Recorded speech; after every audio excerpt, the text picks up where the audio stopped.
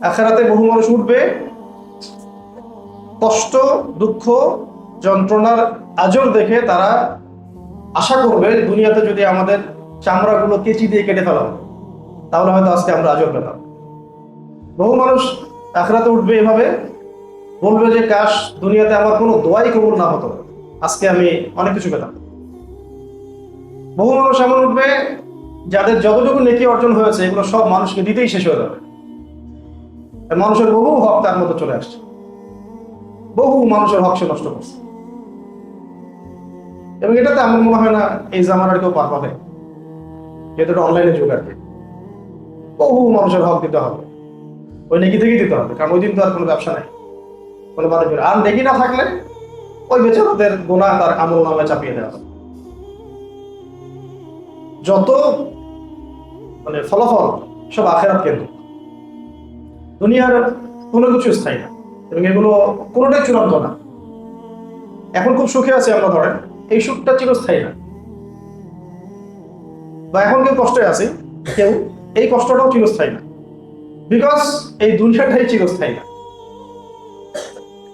এই দুনিয়াটাই কি হবে, ফানা হয়ে যাবে, শেষ হয়ে যাবে। এই কারণে দুনিয়াতে যা কিছু আছে এগুলো কোনোটাই চিরস্থায়ী না, সুখে থাকলেও না, দুঃখে থাকলেও নাই। তাই উভয় অবস্থায় মুমিনের কাজ একটা, আলহামদুলিল্লাহ, এটা হচ্ছে মুমিনের কাজ। সুখে আছে খুব বেশি উৎফুল্ল না হওয়া, খুব উৎফুল্ল না হওয়া, যে একটা হয় না যে সুখের খুব সুখে আছে, এটা নিজেদের কথায় কাজে এমন প্রকাশ পাচ্ছে যে বিষয়টা দৃষ্টিকটু লাগছে। আবার অনেক সময় হয় এমন যে খুব কষ্টে আছি, এটাতে এত বেশি হতাশা, এত বেশি গ্লানি, এত বেশি মরক্ষুণ্ণ হয়ে যাওয়া যে মনে হচ্ছে একেবারে সব শেষ হয়ে গেছে।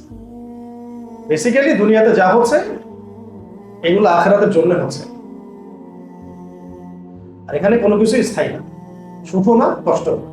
এমন বহু মানুষ কি আমাদের মাঠে আসবে, এদের আমল নামা থেকে নেকি দিতে দিতেই আমল নামা শেষ হয়ে যাবে। আর এমন বহু মানুষ আসবে যারা কল্পনা করে নাই যে আমল নামার মধ্যে এত নেকি আসতে পারে। এই নেকিগুলো আসছে তাদের হক দুনিয়াতে নষ্ট হওয়ার কারণে, অন্যের আমল হতে। বিচারটা হবে খুব সূক্ষ্ম, একচুল পরিমাণ ছাড়া হবে না, ওইটাই চূড়ান্ত। আল্লাহ পাক বলছেন যে ওয়াল আখিরাতু খায়রু ওয়া আবকা, এটাই উত্তম, চিরস্থায়ী।